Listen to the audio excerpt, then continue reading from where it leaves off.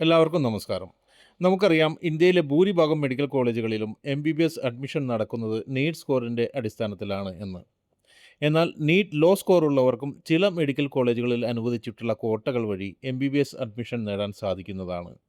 അതായത് കേരളത്തിലെ ഗവൺമെൻറ് കോളേജുകളിലും സെൽഫ് ഫിനാൻസിംഗ് മെഡിക്കൽ കോളേജുകളിലും എം.ബി.ബി.എസ് അഡ്മിഷൻ ലഭിക്കാൻ ആവശ്യമായ നീറ്റ് സ്കോർ ഇല്ല എങ്കിലും ഒരു ഡോക്ടർ ആകുക എന്ന നിങ്ങളുടെ സ്വപ്നം ഉപേക്ഷിക്കേണ്ടതില്ല എന്നർത്ഥം. നീറ്റ് മാർക്ക് കുറവാണെങ്കിലും ഇന്ത്യയിൽ തന്നെ എം.ബി.ബി.എസ് പഠിക്കാനുള്ള ഒരു മാർഗ്ഗമാണ് എം.ബി.ബി.എസ് ഇൻസ്റ്റിറ്റ്യൂഷണൽ ക്വോട്ട. ഈ ക്വോട്ടയുടെ കൂടുതൽ വിവരങ്ങൾ നമുക്ക് നോക്കാം.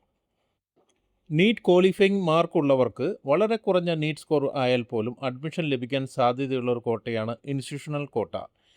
എം.ബി.ബി.എസ് മാനേജ്മെൻറ്റ് ക്വോട്ടയ്ക്ക് സമാനമായൊരു കാറ്റഗറിയാണിത്.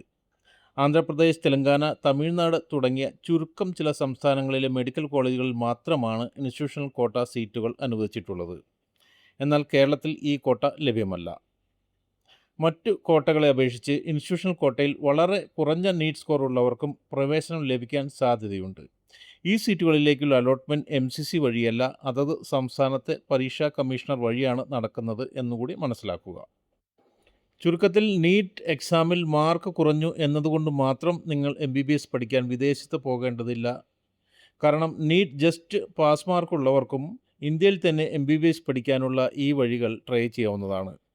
കൃത്യമായ പ്ലാനിങ്ങും കൗൺസിലിങ്ങും ഉണ്ടെങ്കിൽ നിങ്ങൾക്ക് മികച്ച മെഡിക്കൽ കോളേജിൽ അഡ്മിഷൻ നേടാൻ സാധിക്കുന്നതാണ്. MBBS NRI quota അഡ്മിഷനെക്കുറിച്ചും institutional quota ഉള്ള ഇന്ത്യയിലെ ടോപ്പ് മെഡിക്കൽ കോളേജുകളെ കുറിച്ചുള്ള വിവരങ്ങൾക്കും ഇൻസ്റ്റിറ്റ്യൂഷണൽ ക്വോട്ട അഡ്മിഷൻ ഗൈഡൻസിനും കമൻറ്റ് ബോക്സിലൂടെ ഞങ്ങളുമായി ബന്ധപ്പെടാവുന്നതാണ്. കൂടാതെ ഈ വീഡിയോ ഉപകാരപ്പെട്ടെങ്കിൽ ലൈക്ക് ചെയ്യാനും ഇതുപോലുള്ള കൂടുതൽ എഡ്യൂക്കേഷൻ കരിയർ വീഡിയോകൾക്കായി ചാനൽ സബ്സ്ക്രൈബ് ചെയ്യാനും മറക്കരുത്. Thanks for watching. നന്ദി, നമസ്കാരം.